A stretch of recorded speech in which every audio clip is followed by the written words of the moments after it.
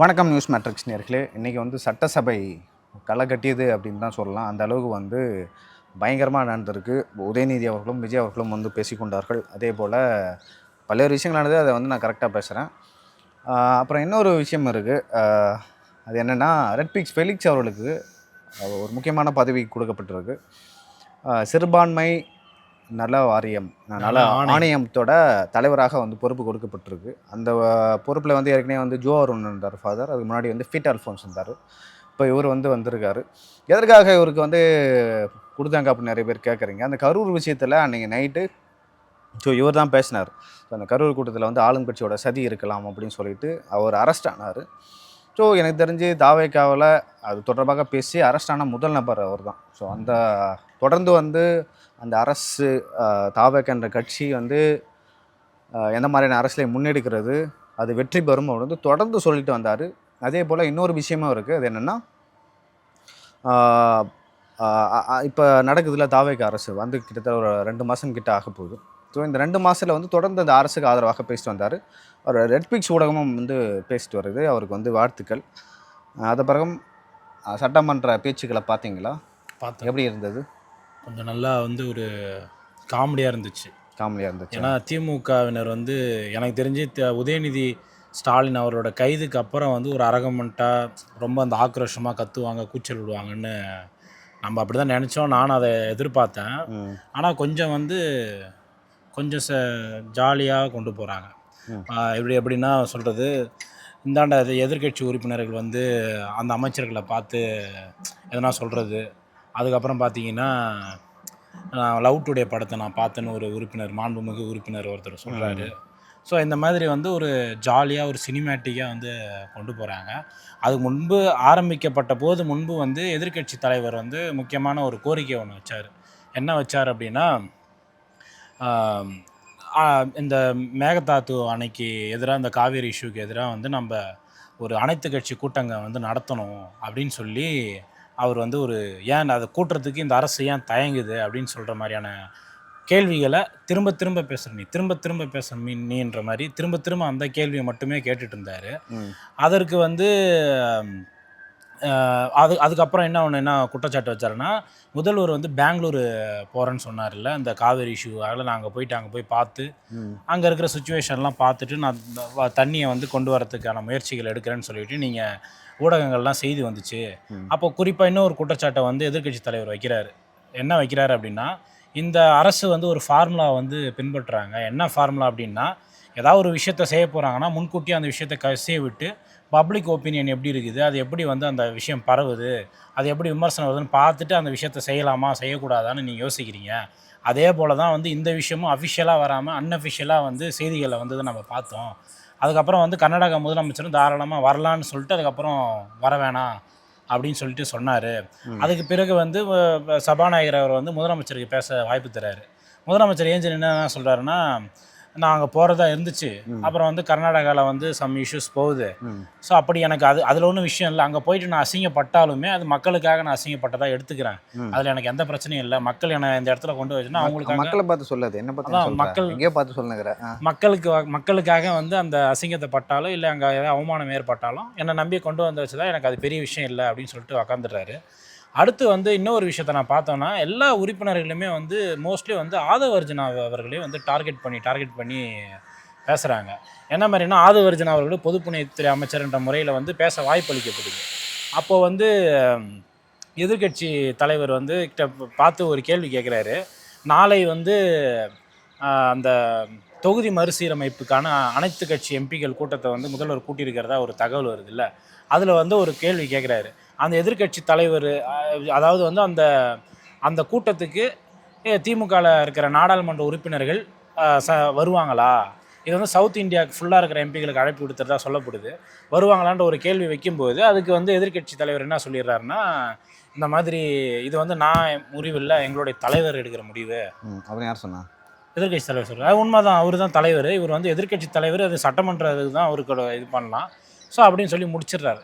அதுக்கப்புறம் நடந்த விஷயங்கள்லாம் பார்க்கும்போதும் கொஞ்சம் ஜாலியாக இருக்குது. அப்புறம் இன்றைக்கி வந்து இவர் நீர்வளத்துறை அமைச்சர் புஷி ஆனந்தும் ரொம்ப நாள் கழிச்சு எனக்கு தெரிஞ்ச ஒரு நல்ல ஒரு ஸ்பீச்சு அவருடைய பாஷையில் சொல்கிறாரு. நீங்கள்லாம் வந்து லஞ்சம் ஊழல்லாம் வந்து அப்போ வாங்கியிருப்பீங்க, அதெல்லாம் அந்த காலம், இந்த காலத்தெல்லாம் அது வரும்னு சொல்லிட்டு அவர் கொஞ்சம் நல்லா ஒரு அப்போசிஷன் கொடுத்தாரு. யாரு? நம்ம ஆனந்த் அவர்கள் வந்து அமைச்சர் ஆனந்த் அவர்கள் நிறைய கொடுத்தாரு. அதே போல் ஒரு உறுப்பினர் வந்து என்னன்னு தெரில, ஆதவ அர்ஜுனா அவர்களை மட்டுமே டார்கெட் பண்ணி பேசுகிறாரு. அவருடைய நண்பர் எனக்கு சீட்டு வாங்கி கொடுத்தது தொகுதி ரிஷிவந்திய தொகுதியுடைய சட்டமன்ற உறுப்பினர் வசந்தம் கார்த்திகேயன் அவர்கள் வந்து அவர் சொல்கிறாரு, ஆதவ அர்ஜுனா அவர்களை பார்த்து சொல்கிறாரு, 2016 எனக்கு சீட்டு கொடுக்கும்போது என்னை கூப்பிட்டு போயிட்டு அறிமுகப்படுத்தி வச்சு சீட்டு வாங்கி கொடுத்தவர் அப்படின்னு சொல்கிறாரு. அதுக்கப்புறம் சம்மந்தம் இல்லாமல் வந்து லீமா ரோஸ் அவர்களை சொல்கிறாரு.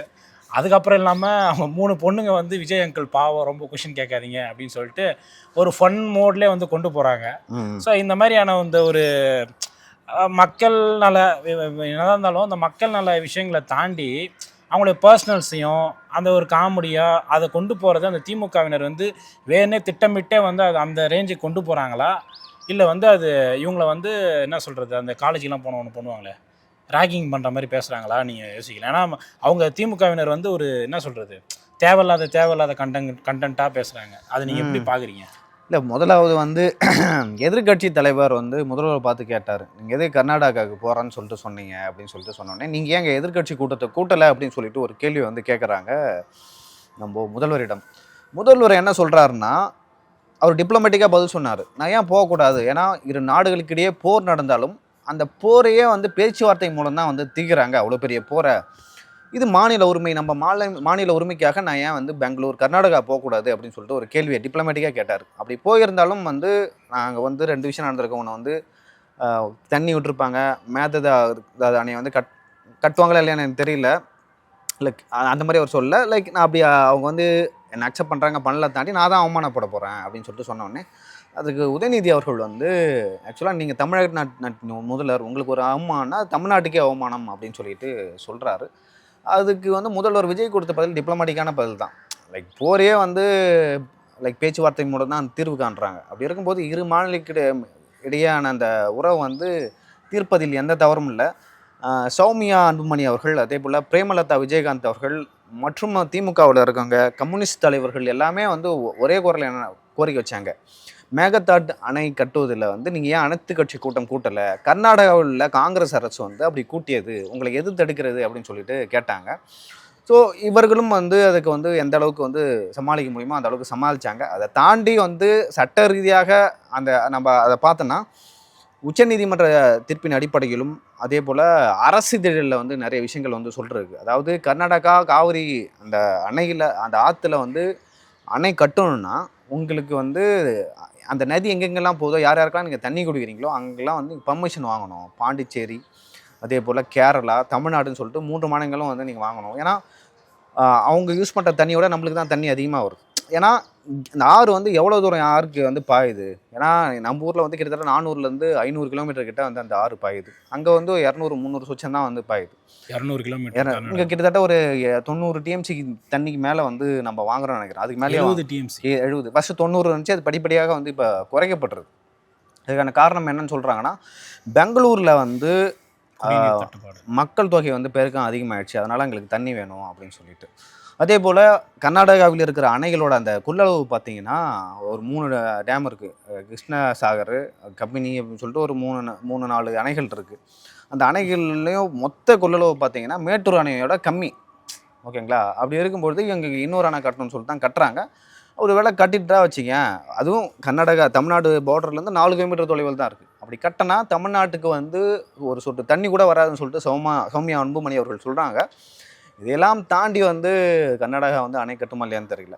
இது ஒரு விஷயம். 2வது விஷயம் வந்து மார்க்கண்டேயன் வந்து இப்போ ரீசெண்டாக வந்து கைது செய்யப்பட்டார். அவர் வந்து நான் வந்து தெரியாமல் சொல்லிட்டேன், உணர்ச்சிவசப்பட்டு வந்து சில விஷயங்களை பேசிட்டேன், எங்கள் தலைவர் மு.க. ஸ்டாலின் அவர்களே அப்படி பேசியிருக்கக்கூடாது அப்படின்னு சொல்லிட்டு சொன்னார். அதே போல் தூத்துக்குடியை சார்ந்தவன், அந்த மண்ணுக்குன்னு ஒரு ஒரு திமிர் இருக்குது, ஒரு வீரம் இருக்குது. அப்படி பேசும்போது நான் பேசியிருக்கக்கூடாது, அதுக்காக இப்போ வந்து வருந்துகிறேன்லாம் வந்து மார்க்கண்டேயன் அவர்கள் பேசினார். அதன் பிறகு வந்து ரிஷிவந்தம் தொகுதி எம்எல்ஏ வசந்தம் கார்த்திகேயன் அவர்கள் வந்து இவரோட பக்கத்து தொகுதி அவர். ஸோ அவர் வந்து நிறைய விஷயங்களை வந்து பேசினார். அவர் பேசும்பொழுது நான் வந்து லவ் டுடே தானே, கல்லூரி படிக்கும்போது லவ் டுடே பார்த்தேன், அப்படி பார்க்கும்போது 6 முறை போய் பார்த்தேன். அந்த படம் எனக்கு பிடிச்சது, பாடல் பிடிச்சது, டான்ஸ் பிடிச்சது. ஆனால் விஜய் அவர்கள் நடத்துகிற அந்த ஆட்சி மட்டும் பிடிக்கலன்னு சொல்லிட்டு சொன்னார். அது வந்து சட்டசபை அந்த அவை குறிப்பிலேருந்து நீக்கிறோம், தேவையானதை மட்டும் வந்து கேளுங்க அப்படின்னு எனக்கு சொல்லிட்டு லவ் சொன்னாரு. டுடேன்ன உடனே என்னடா காலேஜ் படிக்கிறேன் லவ் டுடே இப்போ தான் 2022 தானே பழைய லவ் டுடே அது. நீலாம் வந்து அடிலா இருக்கிறதுல வந்து லாக்கே இல்லை. இல்லை எனக்கு தெரியும். ஜஸ்ட் லவ் டுடேனா இப்போ ஃபேமஸாக இருந்தது பிரதீப் ரங்கநாதனுடைய லவ் அப்படி சொன்னார். சரி, அந்த அங்கே வந்து லைக் முழுக்க முழுக்க வந்து அது யாரை வந்து டார்கெட் பண்ணியிருந்தா அவர் ஆதவ அர்ஜுன் அவர்களை தான் டார்கெட் பண்ணியிருந்தது. வசனம் கார்த்திகேயன் அவர்கள் ஏன் அப்படி பேசுகிறாருன்னா, கள்ளக்குறிச்சி மாவட்டத்தை பொறுத்த வரைக்கும் வந்து 2 தொகுதிகளில் தான் வந்து வெற்றி பெற்றிருக்காங்க. ஒன்று ரிஷிவந்தம், இன்னொரு உளுந்தூர்பேட்டை. ரிஷிவந்தத்தை பொறுத்த வரைக்கும் வந்து அவர் தான் கடந்த முறையும் வந்து வெற்றி பெற்றார், இந்த முறையும் அவர் தான் வெற்றி பெற்றார். அவர் ஏன் வந்து இப்படி பேசுகிறாரு? எப்பொழுதுமே வந்து வசனம் கார்த்திகேயன் போன ஆட்சியெல்லாம் அப்படி பேசியிருக்க மாட்டார். ஏன் இப்போ பேசுகிறாருன்னா, அவருக்கு அங்கே ஆப்போனண்ட் வந்து சங்கராபுரம் தொகுதி முன்னாள் எம்எல்ஏ உதயசூரியன் அவர்கள். அவர் வந்து இந்த முறை வந்து தோல்வியை சந்திச்சு விட்டார். அப்போது ஒட்டுமொத்த கள்ளக்குறிச்சிக்கும் வந்து நம்ம ஒரு லீடராக உருவாக்கணும், நம்ம மாவட்ட செயலராக ஆகணும் அப்படின்னு சொல்லிட்டு ஆல்ரெடி மாவட்ட செயலர் தான் 2 தொகுதிக்கு இருக்காரா? 2 தொகுதிக்கு இருக்காரு. இல்லை ஒட்டுமொத்த திருக்கோளூர். இப்போ ஒட்டுமொத்த அந்த கள்ளக்குறிச்சி நம்ம கண்ட்ரோலில் வரணும் அப்படின்னு சொல்லிட்டு ஒரு லைம் லைட்டில் வந்து அவர் வர பார்க்குறாரு. அதே போல் 6 முறை லவ் டுடே படம் பார்த்தேன்னு சொல்லிட்டு சொன்னார். அவர் 2 முறை வந்து ரிஷிவந்தம் தொகுதியில் சட்டமன்ற உறுப்பினராக இருக்கார். எத்தனை முறை அவர் தொகுதியை போய் பார்த்தாரு, எத்தனை கிராமங்களுக்கு போனார் அப்படின்னு கேட்டால் அவருக்கு வந்து பதில் சொல்ல மாட்டார். அதே போல் இல்லை அந்த தொகுதி வந்து நீங்கள் இப்போ நீங்களும் இப்போ வந்துருக்கீங்கன்னு நினைக்கிறேன். அந்த தொகுதியை பார்த்துருக்கீங்களா? எவ்வளோ கிராமப்புறம் நிறைந்த தொகுதி. மலையிலையும் கொஞ்சம் வருதுல்ல அந்த மலையில் வந்து அது எனக்கு தெரியல. அந்த ரிஷிவந்தியன்றதே ஆல்மோஸ்ட் வந்து ஒரு சின்ன ஊர். அந்த ஊர் எப்படி இருக்குன்னா மோஸ்ட்லி வந்து பெருசாக டெவலப்மெண்ட்ஸ் எதுவுமே இருக்குது. ஆமாம். ஏன்னா அங்கேருந்து கள்ளக்குறிச்சி டவுனுக்கு வரணுனாலுமே ஒரு எப்படியா இருந்தாலும் ஒரு 25-30 கிலோமீட்டர் வந்து ட்ராவல் பண்ணி தான் வரணும். பெருசாக வந்து அங்கே அடிப்படை வசதிகள்னு ரிஷிவந்தியன் தொகுதியில் எதுவுமே இருக்காது. ரிஷிவந்தம் தொகுதியை தவிர அங்கே என்ன ஃபேமஸ்னா ஒரு வசனம் கார்த்திகேயன் தான் ஃபேமஸ். இல்லை வசன கார்த்திகேயன் ஃபேமஸ் இல்லை, விஜய். அதை தவிர அங்கே ஒன்றும் இல்லை. அவர் தான் செழிப்பாகிறாரு. மற்றபடி அங்கே இன்னொரு ஒரு விஷயம் அவரை பற்றி பேசணும். ஏன்னா தேர்தலுக்கு முன்னாடி வந்து ஒரு மீட்டிங் ஒன்று போட்டார். ஏன்னா கடந்த முறை வந்து ஒரு 40,000 வாக்கு லீடிங்கில் வந்து வெற்றி பெற்றார்.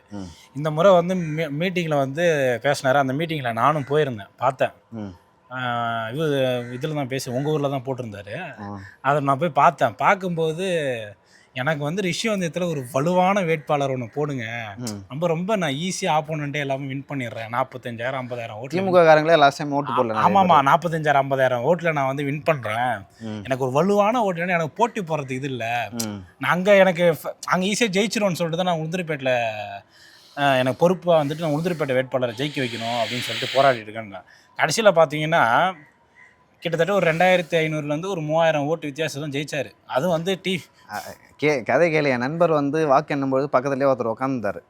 அவர் என்ன சொன்னார்னா, இந்த மாதிரி ஓட்டு வந்து டிவிக்கு வந்து லீட்டு போயிட்டே இருக்குது. போகும்போது வந்து பாதிலே எழுந்துச்சு வந்து ஒரு கோயிலில் உட்காந்துக்கிட்டார். கோயிலில் உட்காந்துக்கிட்டு ஓபிஎஸ் மாதிரி வந்து தியானம் பண்ண ஆரம்பிச்சிட்டார். தியானம் பண்ணிவிட்டு அதுக்கப்புறம் லீடு வந்த பிறகு தான் வந்து திரும்ப அங்கே வாக்கு என்றாங்களே அந்த மையத்துக்கு போனார். இதுக்கே வந்து ஓட்டுக்கே கிட்டத்தட்ட வந்து ஒரு 2,500 3,000 வரைக்கும் செலவு பண்ணுறது. ஆமாம், ஆக்சுவலாக தமிழ்நாடு முழுவதும் திமுக சார்பாக 2,000 தான் கொடுத்தாங்க. அவர் ஒரு 1,000 ரூபா சேர்த்து கொடுத்தாரு. ஆனால் செழிப்பாக இருக்கார் ரிஷிவந்தியன் தொகுதியில். ஏன்னா எந்த அளவுக்குன்னு பார்த்துங்களா, லேண்ட் க்ரூசரு, வெல்ஃபேரு அந்த மாதிரி கார் தான் வச்சுருக்காரு.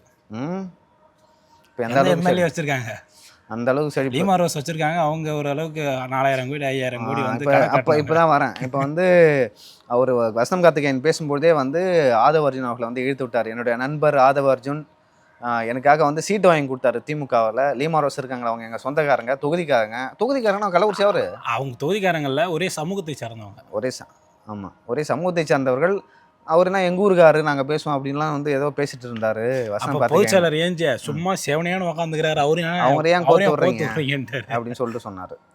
அதுக்கப்புறம் எதிர்கட்சி தலைவர் உதயநிதிக்கும் அதே போல் அமைச்சர் ஆதவ அர்ஜுனுக்கும் வந்து ஒரு எப்படி சொல்கிறது, ஒரு கிளாஷ், பயங்கர கிளாஷ் போயிடுச்சு. அது என்ன மாதிரினா, அப்படியே பேசிட்டே இருக்கும்போது நீங்கள் வந்து இந்த ஆட்சி நடந்ததே வந்து அந்த லாட்ரி கம்பெனிக்கு தான் அப்படின்னு சொல்லிட்டு உதயநிதி அப்படி லாட்ரி சம்மந்தமாக கம்பெனின்னு சொல்லிட்டு சொல்லும்போது, லாட்ரி கம்பெனி ஆட்சி நடக்குதுன்னு ஏதோ சொல்லும்பொழுது ஆதவ அர்ஜுன் அவர்கள் ஏஞ்சிச்சு, இந்த லாட்ரி கம்பெனிக்காரங்க தான் நீங்கள் வந்து 9,000 கோடி வாங்கினீங்க, ஏன் வாங்கினீங்க, எதுக்கு வாங்கினீங்க அப்படின்னு சொல்கிறோன்னே அதுக்கு உதயநிதி அவர்கள் சொல்றாரு, உங்க மாமனார் தானே கொடுத்தாரு, ஏன் கொடுத்தாரு அப்படின்னு சொல்லிட்டு அவர் இது என்ன சொன்னாரு. கதையா இருக்கு? மாமனார் அதுக்கு ஆதவர்ஜுன் என்ன சொன்னாருன்னா, எங்க மாமனார் தான் கொடுத்தாரு, உங்க அப்பா தானே வாங்கினாரு, அந்த காசு வச்சு என்ன பண்ணாருன்னு கேளு அப்படின்னு சொல்லிட்டு சொன்னாங்க. அதுக்கப்புறம் இன்னொரு சொல்றாங்க, அப்பா காசு வாங்கிட்டீங்க, நாங்கள் தான் திமுக வேட்பாளர்கள் வந்து நிற்கிறதுக்கு நாங்கள் தான் காசு கொடுத்தோம், எங்களெல்லாம் ஜெயிச்சிங்க, நல்லா இருங்க, வாழ்த்துக்கள் அப்படின்னு சொல்லிட்டு நிர்மல் கடைசியாக சொல்லி முடிச்சார்.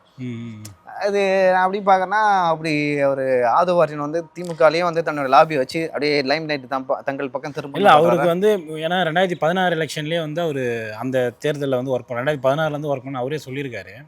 அப்போ அதில் இருந்ததுனால எல்லாருமே ஆல்மோஸ்ட் அவருக்கு தெரிஞ்சிருக்கும். இந்த மாதிரி விஷயங்களை சொன்னார். முதல்வர் பேசும்பொழுது வந்து யாரோ ஒரு சட்டமன்ற உறுப்பினர் குறுக்கிட்டார்.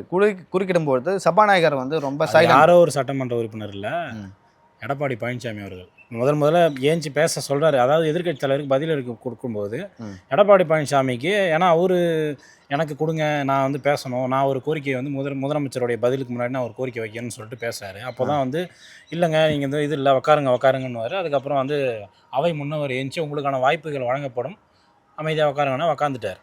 அது எடப்பாடி பழனிசாமி அவர்கள் தான் பேசியிருக்காரு. ஸோ எடப்பாடி பழனிசாமி அவர் தான் பேசினார். நான் இல்லை, நான் பார்க்கல யாருன்னு சொல்லிட்டு. பட் திரும்பி பார்த்தாரு முதல்வர் அவர்களும். அப்புறம் எடப்பாடி பழனிசாமி அவர்கள் முதல்வரும் வந்து பேசினார். ஒரு ஆக்சுவலாக இந்த உரையாடல்கள் வந்து ஒரு தொகுதியை பற்றியோ இல்லை ஒரு துறையை பற்றியோ அல்லது தமிழ்நாட்டின் வளர்ச்சியை பற்றியோ இல்லை, எல்லாம் குடும்ப சண்டை போட்டுக்கிட்டாங்க, சொந்தக்காரங்க, ஃபேமிலி பிரச்சனைலாம் வந்து சட்டமன்றத்தில் பேச. அது வந்து திமுகவினர் வந்து திட்டமிட்டபடி அந்த மாதிரி கொண்டு போகிறாங்க. அப்படி தான் நான் பார்க்குறேன். தேவையில்லாத கருத்துக்கள் சொல்லி அப்படியே மடைமாட்டுறாங்க. இல்லை, ஒரு ஆக்கப்பூர்வமாகவே இல்லை. லைக் ஆக்கப்பூர்வமாக எதிர்கட்சி கேள்வி கேட்டால் தான் ஆளுங்கட்சி பதில் சொல்லுவாங்க. நீங்கள் ஆக்கப்பூர்வமாக வந்து எதிர்கட்சியை கேள்வி கேட்கலாம், தாவேகா எப்படி வந்து பதில் சொல்லுவாங்க? அதை தாண்டி வந்து இன்றைக்கி வந்து லைக் அன்எக்ஸ்பெக்டட் கொஷின்ஸ்லாம் வந்து திமுக சார்பாக வந்து தொடுக்கப்பட்டது. ஆக்சுவலாக எதிர்கட்சிகள்லாம் ஒன்றா சேர்ந்து சௌமியா அன்புமணி அவர்களாகட்டும், பிரேமலதா விஜயகாந்த் அவர்களாகட்டும், அதே போல் உதயநிதி அவர்களாகட்டும் கேள்வி கேட்டாங்க. அதுக்கு தங்களால் முடிந்தவரை வந்து பதில் சொன்னாங்க. பிரேமலதா அவர்கள் வந்து பிரேமலதா விஜயகாந்த் வந்து ஒரு முதன்மையான கோரிக்கை ஒன்று வச்சாங்க. இன்றைக்கி வந்து 6 முறை தமிழ்நாட்டை ஆண்ட கருணாநிதி அவர்களுடைய நினைவு நாள், 8வது நினைவு நாள். அவை ஆரம்பிக்கும் போது அந்த மறைந்த உறுப்பினர்கள், அப்புறம் ஏதாவது கலைஞர் திரைத்துறையில் இருந்தவங்க, ஏதாவது சமூகத்துறையில் இருந்தவங்க இறந்துட்டாங்கன்னா அவங்களுக்கு இரங்கல் வாசிப்பாங்க. அந்த மாதிரி ஏன் நீங்கள் வந்து கலைஞருக்கு வந்து நீங்கள் ஒரு நினைவேந்தல் வைக்கல, அதை பற்றி பேசலை அப்படின்னு ஒரு நிமிஷம் அப்படியே நினைவேந்தல் பண்ணுவாங்க. அதெல்லாம் அதை நீங்கள் வந்து சொல்லியிருக்கணும் அப்படின்ற மாதிரி ஃபஸ்ட்டு அந்த கோரிக்கை வச்சாங்க. என்ன சொன்னாங்க? அதுக்கு அவங்க ஒன்றும் சொல்லலை. அதெல்லாம் எங்களெல்லாம் பண்ண முடியாதுங்க, உங்கள் ஆட்சியில் வேணால் பண்ணிக்கிங்க அப்படின்னு இருப்பாங்க. எங்கள் ஆட்சி தான். அப்புறம் நீங்கள் உக்காந்துக்கிறீங்களா, அப்புறம் நாங்கள் என்ன பண்ணுறது? ஸோ இப்போ இந்த மாதிரியான விஷயங்கள்லாம் இருந்தது. அதுக்கப்புறம் வந்து கம்யூனிஸ்ட் கட்சியை சார்ந்த ஒருத்தவர் வந்து பேசினார், அந்த காவிரி இஷ்யூ பற்றி பேசினார். அவரும் வந்து நல்லா பேசினார். லைக் ஆக்சுவலாக நீங்கள் அனைத்து கட்சி கூட்டியிருக்கணும் அப்படின்னு சொல்லிட்டு. இவங்களுக்கு வந்தோன்னா எதுக்கு அனைத்து கட்சி கூட்டணும்? அது எனக்கு தெரிஞ்சு வந்து அது ஏன் வந்து கர்நாடகா அந்த மாதிரி பண்ணுறாங்க அப்படின்னா, நாங்கள் எல்லா கட்சிகளும் ஒற்றுமையாக இருக்கிறோம் அந்த மாதிரி காட்டிக்கிறாங்க. பட் அதனால் பெருசாக இம்பேக்ட் ஆகுமான்னு கேட்டிங்கன்னா எனக்கு தெரிஞ்சு வாய்ப்பு குறைவுன்னு தான் நினைக்கிறேன். எதிர்கட்சிக்கு அனைத்து கட்சி கூட்டங்கள் கூட்டினா மட்டும் நான் விவாதிக்க போகிறாங்க. இவங்க ஏதாவது நாங்கள் எங்கள் ஆட்சியில் இருக்கும்போது நாங்கள் அந்த பெட்டிஷன் போட்டோம், நாங்கள் இதில் வந்து அதில் உண்மையாலுமே காவிரி விவகாரத்தை பொறுத்த வரைக்கும் உண்மையாகவே அதில் யார் கிளைம் பண்ணிக்கிட்டாங்கன்னா ஏடிஎம்கே கிளைம் பண்ணிக்கலாம். அதுவும் செல்வி ஜெயலலிதா அவர்கள் தான் வந்து சட்ட போராட்டத்தின் மீது தொடர்ச்சியாக உச்சநீதிமன்றத்தில் வந்து சட்ட போராட்டம் நடத்தி தீர்ப்பு வாங்கினார். தீர்ப்பு வாங்கி அதை அரசிதழில் வெளியிட்டார். காவிரி அந்த லைக் ஆணையம் இருக்குல்ல, நதிநீர் ஆணையம், அதை வந்து அமைக்க சொன்னார். ஸோ அதெல்லாம் அவங்க பண்ணதெல்லாம் ரொம்ப பெரிய ஒர்க்கு. அதை வந்து இப்போ டிஎம்கே என்ன பண்ணான்னு கேட்டிங்கன்னா ஒன்றுமே இல்லை. ஏன்னா இப்போ அதிமுக கூட கொஷின் கேட்கலாம். ஏன்னா அவங்க வந்து ஒரு 5 வருஷத்துக்கு முன்னாடி ஆட்சியில் இருந்தாங்க, 3 மாதத்துக்கு முன்னாடி வரைக்கும் இவங்க தானே இருந்தாங்க ஆட்சியில். அந்த ஒரு கொஷினை கேட்கலாம்ல. ஒரு 3 மாதம் 4 மாதம் தான், 4 மாதத்துக்கு முன்னாடி கூட இவங்க தான் ஆட்சியில் இருந்தாங்க. 4 மாதத்தில் மிகப்பெரிய மாற்றங்களை வந்து நீங்கள் இன்றைக்கே போயிட்டு அங்கே அணையை கட்டியிருந்தால் அங்கேருந்து தண்ணியை வந்து மம்முட்டி வெட்டி எடுத்துகிட்டு வரணும் அப்படின்ற மாதிரி இவங்க கோரிக்கையே அப்படி தான் இருக்குது. இங்கே நிறைய உபரி நீர் வந்து கர்நாடகாவிலேருந்து வருது. அதை ஏன் வந்து தடுக்கிறதுக்கு வந்து நீங்கள் தடுப்பணை கட்டலை அப்படின்னு சொல்லிட்டு 5 வருஷமாக நீங்கள் கட்டல, நாங்கள் ஆட்சிக்கு வந்து 2 மாதம் ஆகுது, எங்களையே வந்து கேட்குறீங்க அப்படின்னு சொல்லி. ஏன்னா கேட்டேன் வந்து முன்னாள் முதல்வர் வந்து ஒரு மார்த்தட்டி சொல்லுவார், நானும் டெல்டாக்காரன், நானும் தஞ்சைக்காரன் அப்படின்வார். அப்படின்னு சொல்லிட்டு மீத்தேன் திட்டத்தில் கையெழுத்து போட்டுருவார். ஆமாம், தெரியாமல் போட்டு விட்டேன்னு மன்னிப்பு கேட்பார். அது வந்து நான் அப்போது வந்து எனக்கு தெரியவில்லை, நான் ஏதோ வந்து எங்கள் அப்பா வந்து இந்த பையனேன் இந்த இதில் சைன் போடுப்பா அப்படின்னு சொன்னார். நான் வந்து சரி அப்பா சொன்னால் எல்லாம் கரெக்டாக தான் இருக்குன்னு சைன் போட்டேன் அப்படின்றாரு பாருங்க. இல்லை அப்படி தான் போட்டிருப்பார் அவர். அப்போ அப்பா சொல்கிறத மீறி எதை செய்ய முடியுமா? செய்ய முடியாது. படித்து கூட பார்த்துருக்க மாட்டார். சரி, அப்படி இருக்கும்போது இன்னைக்கு வந்து சட்டமன்றத்தில் தான் நடந்தது. வேற யார் வந்து பேசினா சட்டமன்றத்தில் இன்னைக்கு? வேறு யாரும் பெருசாக இம்பேக்ட் பண்ண மாதிரி தெரியல. குறிப்பாக சுற்றி வந்து அந்த பேரவையே வந்து பார்த்தீங்கன்னா சபாநாயகர், முதல்வர், அப்புறம் வந்து பொதுப்பணித்துறை அமைச்சர், அப்புறம் வந்து எதிர்க்கட்சி தலைவர், அப்படி அதை சொல்லிட்டு தான் வருது. சுவண்டு வருது. அதே போல் அதில் வந்து கரெக்டாக ரகுபதி அவர்கள் வந்து பேசினார். அவருடைய பாலியகால நண்பர் இவர் இப்போ சபாநாயகர் அப்படின்றதெல்லாம் பதிவு பண்ணார். இதெல்லாம் யாராவது கேட்டாங்களா? ஏன்னா அவரும் அதிமுககாரர், இவரும் அதிமுகவில் இருந்து வந்து திமுக வந்தார். எல்லாருமே ஆல்மோஸ்ட் தெரிஞ்சவங்க தான். ஆமாம், அதை வந்து பதிவு பண்ணுறாங்க. அது ஏன்னா சபாநாயகர் நம்மளுக்கு, ஏன்னா இப்போ இந்த விஷயத்தில் நோட் பண்ணதுலேருந்து நான் என்ன ஒரு விஷயம் தெரிஞ்சுக்கிறேன்னா, சபாநாயகர் வந்து ஓரளவுக்கு வந்து ஒரு எப்படி சொல்கிறது, நடுநிலையாக இருக்கிறாரு. அப்பாவை மாதிரி இல்லை. அப்பா எனக்கு அப்பாவு அவர்கள் சபாநாயகர் இருக்கும்போது அமைச்சர்கிட்ட ஒரு கேள்வி கேட்டால் அப்பாவை தான் பதில் சொல்லுவார். அவரே கொஸ்டின் கேட்பாரு, ஆன்சர் சொல்லிப்பாரு. எப்பா கேட்டா சொல்ல உட்காரு அப்படின்னு. அப்படி இல்லை, தாரன் இது வாய்ப்பு தாரன்னுவார். அப்புறம் கடைசி வரைக்கும் தரமாட்டார். ஆமாம், அவர் கூட்டணியில் இருந்த வேல்முருகன் அவர்களுக்கும் இவருக்குமே ஏகப்பட்ட முரண்பாடுகள் வந்திருக்கும். ஆமாம். ஸோ அந்த மாதிரி வந்து அப்போது சட்டப்பேரவையில் ஆல்மோஸ்ட் வந்து லைவ் போகிறேன்ற பேரில் டக்குன்னு கட் பண்ணி முதல்வர் பேசுறது மட்டும் போடுவாங்க. இப்போ வந்து ஆல்மோஸ்ட் வந்து எல்லாத்தையும் கவர் பண்ணுறாங்க. ஒரு சில விஷயங்கள் அந்த சவுண்டு வருது இல்லை, அப்போ மட்டும் லைட்டாக ஒரு மியூசிக்கை போட்டுடுறாங்க. இப்போ சின்ன இடைவேளைகள் ஏதோ ஒன்று போடுறாங்க. மற்றபடி வந்து ஃபுல் கவரேஜ் ஒரு 5 மணி நேரம் கவரேஜ் வந்து எல்லா நியூஸ் சேனல்லையுமே கிடைக்குது. கொஞ்சம் வெளிப்படைத்தன்மையாக இருக்குது. வெளிப்படை கட் பண்ண மாட்டாங்க, ரொம்ப வெளிப்படைத்தன்மையாக கட் பண்ணுறாங்க. ஒரு சில விஷயங்களை ஏதாவது கூச்சல் வந்துச்சுன்னா அதை கட் பண்ணிடுறாங்க. கூச்சல் வந்தால் கட் பண்ணிடுறாங்க. இன்னொரு விஷயம்னா, அம்மா உணவகத்தை பற்றி வந்து சட்டமன்றத்தில் வந்து இந்த கேள்வி எழுப்பப்பட்டது. கேள்வி எழுப்பப்படும்பொழுது அப்போது திமுக ஆட்சி காலத்தில் வந்து சரியாக செயல்படவில்லை அம்மா உணவகம் அப்படின்னு சொல்லிட்டு சொன்னாங்க. அதற்கு வந்து நிறைய பேர் என்ன சொன்னாங்கன்னா, அதிமுக ஆட்சி காலத்தில் நாங்கள் இம்ப்ளிமெண்ட் பண்ணோம், திமுகவில் நிறைய அம்மா உணவகங்கள் மூடி இருந்தது அப்படின்னு சொல்லிட்டு சொன்னார். அதன் பிறகு வந்து இப்போது தாவேக ஆட்சி காலத்தில் தான் நிறைய உணவகங்கள் வந்து மீண்டும் திறக்கப்பட்டு அதுக்காக நிதி ஒதுக்கப்பட்டு வந்து சிறப்பாக செயல்படுகிறது அப்படின்னு சொல்லிட்டு சொன்னாங்க. அதே போல் முதல்வர் அவர்கள் என்ன சொல்கிறாரு, நாங்கள் ஒவ்வொருவர் மீதும் வந்து 1,28,000 கடன் என்று சொல்கிறீங்க அப்படின்னு சொல்லிட்டு சொன்னாங்க. நீங்கள் வந்து 60 நாட்களில் 20,000 கடன் வந்து விட்டது, அதை நாங்கள் குறையாக சொல்லவில்லை. வருவாய் இருக்கும்போது ஆர்பிஐயிடம் அனுமதி பெற்றுத்தான் கடன் வாங்கியுள்ளோம். எவ்வளவு கடன் அல்ல, எவ்வளவு திட்டங்கள் நிறைவேற்றப்பட்டு இருக்கின்றன அப்படின்னு சொல்லிட்டு KN நேரு அவர்கள் சொல்லியிருக்காங்க. இந்த நேரத்தில் என்ன சொல்கிறேன்னா, இவர்கள் கடன் வாங்கினாங்க. 20,000 கோடி வந்து தாவேக ஆட்சியில் கடன் வாங்கப்பட்டது. 20,000 கோடி. அது ஏன் வாங்கப்பட்டதுன்னா, ஏற்கனவே அந்த 10 லட்சம் கோடி இருக்குல்ல, அதுக்கு வட்டி கட்டணும். அதில் பாதி காசு வட்டியிலே போயிடும். ஓகேவா? அந்த வட்டி கட்டுறதுக்காகவே கடன் வாங்கி திரும்ப வந்து வட்டி கட்டுறாங்க. ஸோ அந்தளவுக்கு தான் வந்து தமிழ்நாட்டின் நிதி நிலைமை இருக்குது. ஒருவேளை இப்போ வந்து உங்களுக்கு ஒரு குட்டி கதை சொல்கிறேன். இப்போ வந்து ஒரு ஊரில் வந்து 2 குடும்பம் இருக்குது. அந்த 2 குடும்பத்தில் வந்து 2 வீட்லேயும் வந்து அப்பா இருக்காங்க, அவங்களுக்கு பசங்க இருக்காங்க. அதில் வந்து ஒரு அப்பா என்ன பண்ணுறாங்கன்னா, அவங்க பசங்களுக்கு வந்து நல்லா இருக்கணும் அப்படின்னு சொல்லிட்டு கடன் வாங்கி சைக்கிள் வாங்குறாரு, கார் வாங்குறாரு. அந்த பசங்க வந்து என்னென்ன கேட்குதோ எல்லாத்தையும் வாங்கி கொடுக்குறாரு. ஆனால் இன்னொரு அப்பா என்ன பண்ணுறாருன்னா, அந்த பசங்களுக்கு வந்து கடன் வாங்க மாட்டுறாரு. டெய்லியும் சம்பாதிக்கிறாரு. சம்பாதிச்ச காசில் என்ன பண்ண முடியுமோ, சிறப்பாக பண்ண முடியுமோ அதை வந்து பசங்களுக்கு வந்து பண்ணுறாரு. ஓகேங்களா? அப்போது கொஞ்ச நாள் கழிச்சு வந்து அவங்க அப்பாவுக்கு வயசாகிட்டோடனே ஏற்கனவே இருக்குதுல்ல கடன், அதெல்லாம் அந்த பசங்க வந்து மேலே வந்து விழுது. இந்த பக்கம் பார்த்தீங்கன்னா கடன் வாங்காமல் இருந்தார்ல, அவங்க அப்பா இன்வெஸ்ட்மெண்ட் பண்ணார். அந்த பசங்க வந்து கடன் இல்லாமல் வந்து கொஞ்சம் சுமை இல்லாமல் இருக்கிறாங்க. ஓகேவா? ஸோ என்ன தான் சின்ன வயசில் கடன் வாங்கி நம்ம பண்ணாலும், ஆடம்பரமாக இருந்தாலும், கடன் வாங்காத அந்த ஃபேமிலி தான் வந்து கடைசியாக வந்து சந்தோஷமாக இருந்தது. இப்போ தமிழ்நாட்டை பொறுத்த வரைக்கும் அதான். இப்போ நீங்கள் நலத்திட்டங்கள் வந்து செய்யலாம். புதிதாக வந்து நிதியை வந்து பெறுவதற்கு இல்லை வந்து வருவாயை பெருக்குவதற்கு எந்த மாதிரியான திட்டங்கள் வந்து ஸ்கீம்ஸ் வந்து ஆரம்பிக்கப்பட்டது. அதே போல் அரசு போக்குவரத்து கழகம், மின்சாரத்துறை, இதுக்கெல்லாம் வந்து நான் 2021 இருக்கும்போது தமிழ்நாட்டோட ஜெயரஞ்சன் ஒரு பொருளாதார அறிஞர் இருக்கார். அவர்லாம் வந்து எப்படி சில்லறை சதவி விட்டார் தெரியுமா? அவருக்கே வந்து அந்த நிதி ஆயோக்கா அந்த குழுக்கோட தலைவராக போட்டு விட்டாங்க. அது சில்லறை சதவி விட்டது தான். அவர் என்ன சொன்னார், அரசோட வருவாயை பெருக்குவதற்கும் அரசு துறை நிறுவனங்கள் வந்து கடனில் மூழ்காமல் இருப்பதற்கும் நாங்கள் வந்து பல திட்டங்கள் வச்சுருக்கோம், எதிர்காலத்தில் செயல்படுறதுன்னு சொல்லிட்டு சொன்னாங்க. ஆனால் வந்து நாஸ்தி பண்ணிட்டாங்க. 70 ஆண்டுகளில் வாங்கின கடனை இவங்க 5 வருஷத்தில் வாங்கிட்டாங்க. சரி, அந்த 5 வருஷத்தில் வாங்கினாங்கல்ல, அது 5 லட்சம் கோடிக்கு மேலேன்னு சொல்கிறாங்க. அந்த கடனை அந்த 5 லட்சம் கோடி அந்த 5 வருஷத்தில் வந்து ஓரளவுக்கு இன்ஃப்ராஸ்ட்ரக்சர் பண்ணியிருந்தாலே தமிழ்நாடு எங்கேயோ போயிருக்குமே. ஆமாம், ஓரளவுக்கு வந்து எல்லாமே நிறைய எங்கே போச்சு. நிறைய இன்வெஸ்ட்மெண்ட்லாம் தேவையில்லாத இன்வெஸ்ட்மெண்ட் அப்படின்னு சொல்லிட்டு சொல்கிறாங்க. இப்போது இப்போ திருச்சி பஸ் ஸ்டாண்டுன்னு வச்சுங்க, திரும்பி பஸ் ஸ்டாண்டு வேணும், அங்கே ஏசி போட்டிருக்காங்க. ஏன் ஏசி போட்டாங்கன்னு எனக்கு தெரியல. நல்லது ஆடான்ஸாக நிறைய இப்போ வந்து ஒரு ஒரு ஒரு ஒரு ப்ராஜெக்டோட வேல்யூ வந்து 100 கோடினா நான் 120 கோடி 130 கோடி வந்து எக்ஸ்ட்ரா போட்டு அதை ஆடான்ஸாக சேர்த்து. அது வந்து என்னென்னா ஏர்போர்ட்டுக்கு இணையான பேருந்து நிலையம்னு சொல்கிறாங்க. நான் போயிருக்காங்க திருச்சிக்கு, நானும் போயிருக்கேன். பஞ்சாப் ஃபெலிக்ஸ் அரெஸ்ட் பண்ணாங்கல்ல, அந்த ஒரு இந்த அது பேர்னா கரூர் அந்த கேஸில். அப்போ நான் அப்ஸ்காண்ட் ஆனேன், திருச்சிக்கு தான் போனேன் பஸ் ஸ்டாண்டுக்கு. அப்போ தான் அந்த பஸ் ஸ்டாண்டை ஃபஸ்ட் டைம் பார்க்குறேன். உள்ளே போனால் ஏசி நல்லா இருந்துச்சு. பட் எதுக்கு அது அப்படின்னு சொல்லிட்டு ஒரு கேள்வி எழுது. அவ்வளோ செலவு பண்ணி நம்ம கட்டணுமா? அதுக்கு பதிலாக வந்து அதை வேறு எதனாச்சும் ஒன்று இன்வெஸ்ட் பண்ணியிருக்கலாம் அப்படின்னு சொல்லிட்டு நினைக்க தோணுது. ஸோ இந்த மாதிரி வந்து இப்போ கீழாம்பாக்கம் பேருந்து நிலையமே அப்படி தான்.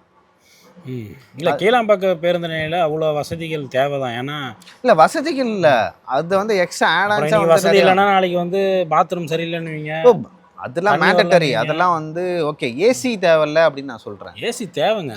எதுக்கு இவ்வளோ கிளைமேட் வந்து இப்போ முதலமைச்சர் விஜய் என்ன சொல்லியிருக்காருன்னா அடுத்த ஆண்டுகளுக்குள்ள ஆல்மோஸ்ட் அங்கே ஏற்கனவே நிழல் இருக்குது, பெரிய ஃபேன் தமிழ்நாடு ஃபுல்லாக வந்து ஏசி பேருந்துகளாக நாங்கள் மாற்ற போகிறோம். ட்ராவலில் இருக்கும்போது அது தேவை தான். பட் நீங்கள் பஸ் ஸ்டாண்டுக்கு போயிட்டு அதுக்கு வந்து பெருசாக நீங்கள் இன்வெஸ்ட் பண்ணி, நான் அதை சொல்கிறேன் ஓகேவா, எக்ஸ்ட்ரா எதுக்கு காசு செலவு பண்ணணும்? எங்கே ஏசி வேணுமோ அங்கே போட்டுக்கலாம். ஆனால் ஒட்டுமொத்தமாக நாங்கள் வந்து ஏர் கண்டிஷன் பண்ணுறோம் அப்படின்னு சொல்லிட்டு பண்ணி ஃபேனே போதும் தான். நீ போயிருக்கலாம், என்ட்ரானே அங்கே ரொம்ப நல்லாயிருக்கும் கிளம்பாக்கம் பேருந்து நிலையத்தில். ஸோ அதனால் வந்து பஞ்சாப்பூர் இங்கே இல்லை, இங்கே சொல்கிறேன், கிளம்பாக்கம் சொல்கிறேன். கிளம்பாக்கத்தில் வந்து நல்லா தான் இருக்கும்.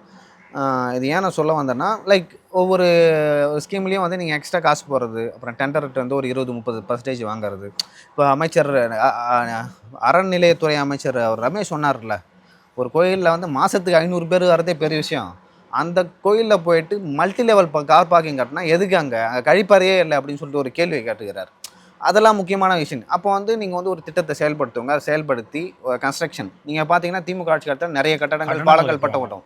ஏன் கட்டப்படும்னா, நீங்கள் கடன் வாங்கி சமூக நலத்திட்டங்களுக்கு வந்து செலவு பண்ணக்கூடாது. அதுதான் வந்து அந்த உலக வங்கியோட ஒரு நிபந்தனை, ஓகேவா? அப்படி நீங்கள் செலவு பண்ணிங்கன்னா, அப்படி செலவு பண்ணக்கூடாது. அப்படி செலவு பண்ணிங்கன்னா அவங்க கடன் தர மாட்டாங்க அப்படின்னு சொல்லிட்டு சொல்லுவாங்க. அதனால தான் திமுக ஆட்சி காலத்தில் நிறைய பாலங்கள் கட்டப்படும், நிறைய கட்டடங்கள் கட்டப்படும், டெவலப்மெண்ட்ஸுக்கு மட்டும் இல்லை. அதுக்கான இன்னொரு காரணம் அதான். ஏன் காரணம்னா, உங்களுக்கு கட்டடம் கட்டுறது மூலம் பாலம் கட்டுறது மூலம் 20-30% வந்து கமிஷன் வரும். ஸோ இதெல்லாம் வந்து ஒரு முக்கிய காரணமாக சொல்லப்பட்டது. அதாவது கடன் வாங்குறதே வந்து அவங்களை இப்போ வளப்படுத்தி கொள்ள மக்களை எல்லாம் கரெக்டாக சொன்னார் உந்தூர் பாட்டு தம்பி. ஸோ அவங்களை வலைப்படுத்த கொள்ளுது. அதான் நான் என்ன சொன்னேன், பிடிஆரே அந்த ஆடியோவில் சொன்னார்ல, இந்த மாதிரி இத்தனை லட்சம் கோடி வந்து கடன் அப்படின்னு சொல்லிட்டு. அப்படி இருக்கும்பொழுது இன்றைய சட்டப்பேரவை நடந்தது. இப்போ 2 நாள் சனி ஞாயிறு வந்து லீவு, திங்கட்கிழமை தான் மீண்டும் சட்டப்பேரவை வந்து விவாதம் வந்து தொடங்கும். அதன் பிறகு ஏதாவது மானிய கோரிக்கை தொடங்கும். வேளாண் பட்ஜெட் வந்து 14,000 கோடியோட நின்றுச்சு அப்படின்னு சொல்லிட்டு குற்றச்சாட்டு, குறைவு, கடந்த ஆண்டோட குறைவாக போட்டு அந்த பன்னீர்செல்வம் சொன்னார், எம்ஆர்கே பன்னீர்செல்வம் சொன்னார். ஸோ இந்த வருஷம் வந்து கையில் வந்து கையிருப்பு இல்லை, அதனால் வந்து நாங்கள் பட்ஜெட்டை வந்து கம்மியாக போட்டோம் அப்படின்னு சொல்லிட்டு சொல்கிறாங்க. கரெக்டு தான். வேறு என்ன பொலிட்டிக்கல் அப்டேட் அதிமுகவில்? அவர் சிவி சண்முகம்லாம் ரொம்ப சந்தோஷமாக இருந்தார் போல, ஏதோ பேட்டி கொடுத்தாரு பார்த்தேன். சிவி சண்முகத்தில் வந்து ஒரு ரிப்போர்ட்டர் போய் கேட்குறாரு, இந்த மாதிரி நீங்கள் இபிஎஸ் அவர்களை போய் பார்க்குறீங்களா, நாங்கள் அவரை பார்க்கணும், அவருக்கு எங்களுக்கு என்ன சம்மந்தம்ன்ட்டு போயிட்டாரு. பொசுகன் எப்படி சொல்லிட்டாரு, வேறு என்ன பண்ணுறது? ஏன்னா எனக்கு தெரிஞ்சு வந்து எஸ்பி வேலுமணி மற்றவங்க கூட கொஞ்சம் ஓரளவுக்கு சாஃப்ட் கார்னரில் தான் இபிஎஸ்ஸை பார்க்குறாங்க. இவர் தான் வந்து அக்ரெசிவாக கொஞ்சம் ஃபைட் பண்ணுறாரு. நான் எலெக்ஷன் ரிசல்ட் வந்து 2வது நாளில் வந்து ஒரு பயங்கரமான சம்பவங்கள்லாம் வந்து நடந்தது. கை கலப்பு வரைக்கும் போயிடுச்சு அப்படின்னு சொல்லிட்டு சொல்கிறாங்க. அதுக்கு முன்னாடி நாள் எடப்பாடி பழனிசாமி எங்கேயோ காரில் போவார். அப்போ ஃபேஸை பார்த்தோம், ரொம்ப இறுக்கமாக இருந்துச்சு. அப்போ வந்து நமக்கு தெரிஞ்சுக்கலாம் இது. அதே போல் தமிழக பாஜக தலைவர் அவர் அப்படி பண்ண முடியாது. ஏன்னா வந்து இசட் கேட்டகரி செக்யூரிட்டியில் இருக்கார் யார், எடப்பாடி அவர்கள். இன்னுமா? இன்னமும் தான் இருக்கார். எம்எல்ஏ கொடுப்பாங்களா? அது முன்னாள் முதல்வரில் அதுக்கு அந்த இதில் வந்து முன்னாள் முதல்வர்கள், முன்னாள் மத்திய அமைச்சர்கள் அப்படின்னு பாதுகாப்பு காரணங்கள் கருதி இசட் பிரிவு பாதுகாப்பு கொடுப்பாங்க. அண்ணாமலைக்கே கொடுப்பாங்க. ஒய் பிரிவு தான் கொடுப்பாங்க. ஒய் பிரிவில் வந்து கடைசி ஒரு எலெக்ஷனுக்கு முன்னாடி இசட்டாக வந்து அப்கிரேட் பண்ணாங்க. அது வந்து கொடுப்போம். அண்ணாமலைக்கு இசட் பிரிவு பாதுகாப்பு கொடுத்துருக்காங்க. அப்போது எடப்பாடி பழனிசாமி முன்னாள் முதல்வராக இருந்திருக்காரு. சரி, தமிழக பாஜக தலைவர் நயினார் நாகேந்திரன் அவர்கள் வந்து பதவிக்காலம் முடிய போகிறதா சொல்கிறாங்க. மீண்டும் வந்து இங்கே யார் வந்து புதிதாக வரப்போகிறாங்க அப்படின்னு சொல்லிட்டு சொன்னீங்கன்னா, அவர் அஸ்வத்தமன் அவர்கள் வந்து புதிய தலைவராக தமிழ்நாட்டில் நியமிக்கப்படலாம் அப்படின்னு சொல்லிட்டு செய்திகள் வருகின்றன. இது வரைக்கும் வந்து தமிழ்நாட்டில் பாஜக தலைவர்களாக வந்து தென்பகுதியை